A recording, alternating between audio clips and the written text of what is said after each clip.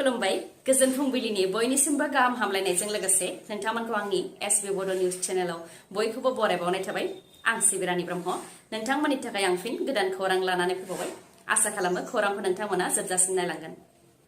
UPPL राजखान्थि दोलोनि गेदेर ट्रेक्टर रेली 101 ट्रेक्टर लानानै सराइबिलाव हानजा सरनाय हाबाफारि बानजायबाय UPPL राजखान्थि दोलोआ। ट्रेक्टर रेलीखौ बेखेवनानै होदों मन्त्रि उरखावगोरा ब्रह्म बिथाङा आरो बे हाबाफारियावनो राजु नार्जारि बिथाङाबो बाहागो लानायजों लोगोसे UPPL दोलोनि गोबां मावथि आरो दैदेनगिरिफ्रा बाहागो लादों। गासै 101 ट्रेक्टर लानानै ट्रेक्टर रेली बानजायदों UPPL राजखान्थि दोलोआ। गोजोननि नायक प्रमद बर'नि सोरखारानो आरोबाव फैगासिनो दङ।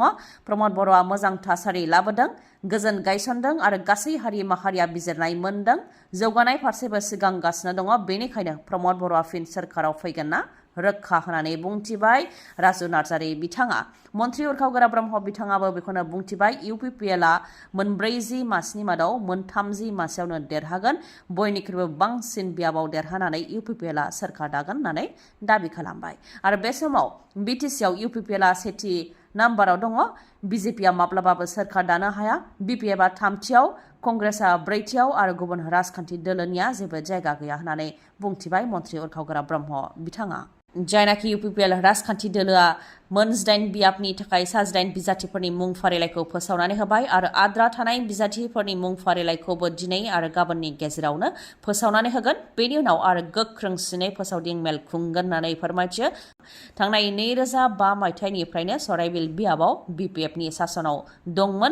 दा दिनैनि समाव लामा, सोलोंथाइ बायदि बिथिङाव जौगाबाय, बेनिखायनो UPPL राजखान्थि दोलोआ देरहागोन होननानै दाबि खालामो मन्त्रि उरखावगोरा ब्रह्म बिथाङा। गुवाहाटियाव गोबां दैबाना, जेरैबो जेरैथिंबो दैबाना, लामा सामानि जेबो महर गैया, खालि सोरगिदिं दैजों बुंफबनाय। स्मार्ट सिटी गुवाहाटि नोगोराव दै लोमसावनायजों जेंना मोननो गोनां जादों गासैबो सुबुंफोरानो। लामा सामा दै लोमसावजोबनायनि जाहोनाव थांलाय फैलाय हान्था मेलायाव गोबां जेंना जानो गोनां जादों।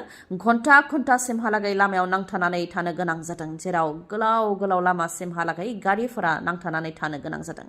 उन्दै उन्दै फरायसाफोर गाखोनाय बासआबो मोनासिमहालागै लामायावनो नांथानानै थानो गोनां जादों। फरायसालिनिफ्राय न' फारसे हर गेजेरबाबो सौहैयाखै माखासे फरायसाफ्रा। ISBTआव बांसिनै दैबाना जानायखौ नुनो मोननाय जादों। बेनि अनगायैबो जु रड, RG बरुवा रड, GS रड, नवीन नगर, अनिल नगर, गीता नगर, हाथिगाव, रुक्मिणीगाव आरो गोबां जायगायावनो दै लोमसावदों। दै लोमसावनायजों गुवाहाटियाव सासे सुबुङा जिउबो खोमानो गोनां जाबाय। 50 बोसोर बैसोनि दुर्गा शर्मा बिथाङा दैनि दाहारजों बुखारलांजानानै जिउबो खोमानो गोनां जाबाय। फैबाय थानाय 2 सेप्तेम्बरसिम गोबां अखा हाबावगोननि सांग्रांथि होदों बोथोर बिगियाना। आसामजों लोगोसे मेघालय, अरुणाचल प्रदेश, नागालेण्ड, जायखिजाया सा सानजा भारतआवनो आरोबाव अखा हाबावगोननि सांग्रांथि फोसावदों बोथोर बिगियाननिफ्राय। प्रमद बर'आ गावनि बियाबाव गेलेगोन होननानै दिनैसिमबो फोसावनो हायैया लाजिनांथाव। बे खोथाखौ बुंथिबाय हाग्रामा महिलारिया। फोरमायथिनो गोनांदि प्रमद बर'नि बियाब गयबारि बियाबाव हाग्रामा महिलारिनि गेदेर आशीर्बाद रेली। मैयानि सानाव गयबारि बरखातायाव आशीर्बाद रेली बानजायदों BPF राजखान्थि दोलोआ। BPFआ 20नि बांसिन मासियाव देरहागोन आरो सोरखार दागोन होननानै दाबि खालामबाय हाग्रामा महिलारिया। गयबारिनि अनगायैबो निसिमा बियाबनि नांगलभाङायावबो BPFनि आशीर्बाद रेली, 3 प्राइमारिखौ लानानै आशीर्बाद रेली बानजायदों BPF दोलोआ, जेराव गोबां सुबुंफोरा फैनानै मदद होफैदों। बेजों BPFआ देरहागोना रोखा जायो होननानै फोरमायथियो बिथांमोनहा। निसिमा बियाबाव UPPLनिफ्राय फेरेंगा नङाब्ला बिना गयारिया गसंनो हागौ, नाथाय BPFनि जेम्स बसुमतारिया देरहागोना रोखा। सिगांनि बिसायख'थियाव 3000 बांसिन भटजों देरहादोंमोन। देग्लाय 7000 नङाबा 8000 बांसिन भटआव देरहागोन। मानो होननानै बुङोब्ला देग्लाय एसे बुङोब्लानो रायजो राजाया फैदों आरो बुजिदों। मानो होननानै बुङोब्ला बिथांमोनहा गोबां भुगिनो गोनां जादों। जब कार्डनि गेजेरजों खामानि मोननो हायाखै आरो गोबां होननानै फोरमायथियो BPFनिफ्राय। बांद्राय बुंनानै मावनो हायैनि थाखायनो दानि सोरखारा भुगिनो गोनां जादों होननानैबो बुंथिबाय MCLA जेम्स बसुमतारिया। BPFआ सोरखाराव फैयोब्ला सेल्फ हेल्प ग्रुपनो बोसोराव 40 कौटि रां होगोन, गरिब दुखुथियाफोरनि थाखाय 50 कौटि रां, गागि नोगोरारिफोरनो 10 कौटि रां, बेमार आजार नायनो थाखाय 5 कौटि रां होगोन। लोगोसे सोलोंथाइ गोनां बेकार लाइमोनफोरनो बोसोराव 100 कौटि रां होगोन होननानैबो रादाय होयो बिपिएफ दोलोनिफ्राय। नोंथाङा गारि भारा होयो नामा? जुदि गारि भारा होयो अब्ला नोंथाङाबो सांग्रां जा, नङाबा नोंथाङाबो गेदेर खैफोदजों मोगा-मोगि जानांनोबो हागौ। माखासे दुथांफोरा गिदिंथिंगासिनो दङ। गंसे गारिखौनो भारा लांनानै साथाम साब्रै सुबुंफोरनो फानहैनाय बेबायदि जाथाया जागासिनो दङ जोंनि रायजोआव। थिग बेबायदिनो आरोबाव मोनसे रेकेटखौ हमनो हादों बाक्सा पुलिसा।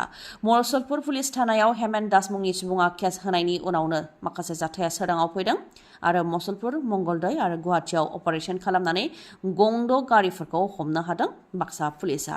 फोरमायथिनाय बायदिब्ला दुथांफोरा गारिखौ भारा लांनो होनानै लानानै थाङो, बेनि उनाव गुबुन सुबुंनो फानहैयो। बेनि उनाव फानखांनायनि उनाव आरोबाव बे गारिखौनो भारायाव लांनानै आरो गुबुननो फानहैबावो। बेबायदिनो गंसे गारिखौनो साथाम साब्रै बिगोमानो फाननानै रां लायो दुथांफोरा। दा बे केसाव सासेखौ एरेस्ट खालामबाय पुलिसा, मुङा खनेन्द्र नाथ, आरो बेनि सिगांबो बेबायदि जाथाय खालामनायनि मास्टार माइन्ड रुपम सैकियाखौ हमदोंमोन जरहाट पुलिसा।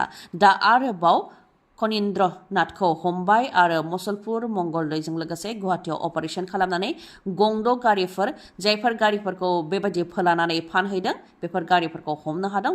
हमनो हानाय गारिफोरनि अनजिमाया AS01 GE 4785, AS01 GG 8889 आरो माखासे। नोंथाङा जुदि माब्लाबा समाव गारि खोमानो गोनां जादोंबा नोंथाङाबो पुलिस थानायाव खौरां लानो हागोन। Alternative party of Bodoland APB राजखान्थि दोलोआ मोन 17 बियाबनि थाखाय सा 17 बिजाथिफोरनि मुं फारिलाइखौ फोसावनानै होबाय मैयानि सानाव। सा 17 बिजाथिफोरनि मुङा जाहैबाय पर्बतजरा बियाबाव जगदीश बसुमतारी, 3 नं श्रीरामपुर बियाबाव अलसेन कुमार किस्कु, 2 नं कसुगाव बियाबाव प्रदीप कुमार ब्रह्म, 8 नं दतमा बियाबाव सिला बसुमतारी, 11 नं बावखुंग्रि बियाबाव उदांस्री नार्जारी, 14 नं चिरांदुवार बियाबाव नायस्रां वारी, 16 नं निसिमा बियाबाव जिरेन बसुमतारी, 21 नं सालबारि बियाबाव अनिल ब्रह्म, 24 नं मुसलपुर बियाबाव निरेन देवरी, 25 नं बागानपारा बियाबाव ध्रुबजित बसुमतारी, 27 नं नाग्रिजुलि बियाबाव रवीन्द्र बर्मन, 28 नं गयबारि बियाबाव प्रदीप राभा, 29 नं सुक्लाय सेरफाङाव निबेन्द्र बर', 30 नं गरेश्वर बियाबाव कुशाल बर', 32 नं हरिसिङा बियाबाव डक्टर अनजालि प्रभा दैमारी, 37 नं धनश्री बियाबाव हुनुक दैमारी आरो 38 नं भैरबकुन्द बियाबाव बोसोन दैमारी। गासै सा 17 बिजाथिफोरनि मुं फारिलाइखौ फोसावनानै होबाय APB राजखान्थि दोलोआ। ओजोंहाय BPF राजखान्थि दोलोआ सा 18 आरो UPPL राजखान्थि दोलोआ सा 22 बिजाथिफोरनि मुं फारिलाइ फोसावनो आद्रा दंबावो। दिनै आरो गाबोननि गेजेराव बिथांमोनहा फोसावनो हागौ होननानै मिथिहोदों। UPPL राजखान्थि दोलोआ जेब्लानिफ्राय बिजाथिनि मुं फारिलाइ फोसावदों अब्लानिफ्रायनो UPPL दोलोआव गुगानायनि दोहौ।